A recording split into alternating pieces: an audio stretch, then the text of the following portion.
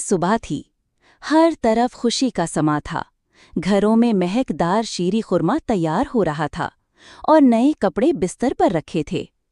लेकिन 8 साला मिरब खिड़की के पास चुपचाप बैठी थी। उसके चेहरे पर वो खुशी नहीं थी जो हर ईद पर होती है। उसकी माँ ने जब ये खामोशी देखी तो हैरत से पूछा, मिरब बेटा, आप अभी तक तैयार क्यों नहीं हुई? आपका नया ईद का लिबास आपका इंतजार कर रहा है। मिरब ने धीरे से माँ की तरफ देखा। आंखों में नमी थी। अम्मी, जिंदगी का मकसद क्या है? माँ चौंक गईं।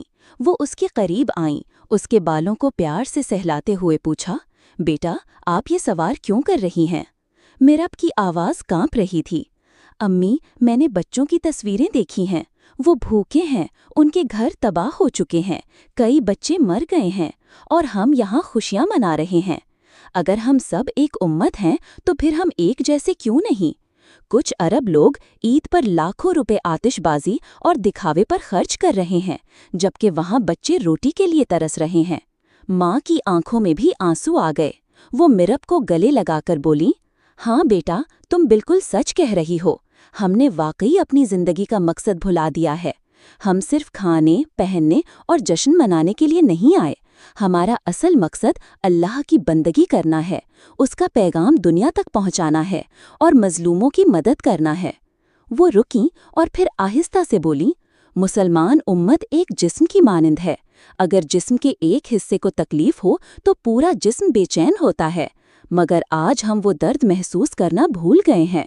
मिरब ने आहिस्ता से कहा, तो अम्मी, हम क्या करें? मैं कुछ करना चाहती हूँ। मैं चाहती हूँ कि उन बच्चों की मदद करूँ और सबको याद दिलाऊं कि हम एक उम्मत हैं। माँ ने उसके माथे पर बोसा दिया, मेरी बेटी, यही जिंदगी का असल मकसद है।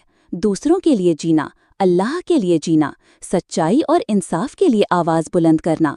तुम अभी छोटी हो, लेकिन तुम्हारे दिल में जो दर्द है वही तुम्हें बड़ा इंसान बनाएगा। इसी दिन मिरब ने अपना नया लिबास नहीं पहना। उसने माँ से कहा कि उसकी ईदी किसी यतीम बच्चे को दे दी जाए। उसकी मुस्कुराहट में कोई दिखावा नहीं था, बल्कि एक इत्मीनान था, एक ऐसा सुकून जो उसने जिंदगी का मकसद जान कर पाया था। आखिरी पैगाम, जिंदगी का असल मकसद सिर्फ खुशियाँ मनाना नहीं, बल्कि उनके साथ खड़ा होना है जो जुल्म में हैं, जो भूखे हैं, क्योंकि हम एक उम्मत हैं और हमें एक दूसरे का सहारा बनना है।